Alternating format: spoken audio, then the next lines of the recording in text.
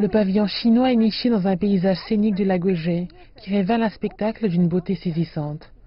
Le théâtre polyvalent Guizhou accueillera les cérémonies d'ouverture et de fermeture, ainsi que de nombreuses activités culturelles.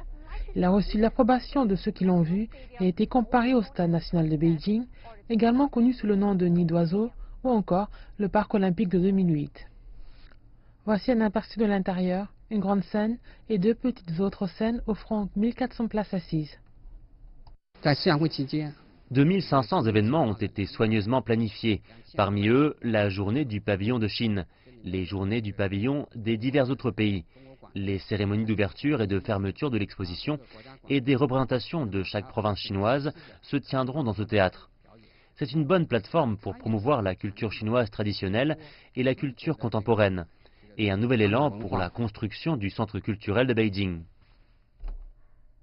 Une structure composée de films ultraminces a été utilisée pour construire le toit. D'une épaisseur de moins de 0,22 mm avec une transmission de lumière totale entre 20 et 40%, le toit maximise non seulement l'utilisation de la lumière naturelle pour fournir un éclairage doux, il permet également d'éviter l'interférence excessive de la couleur à l'œil humain.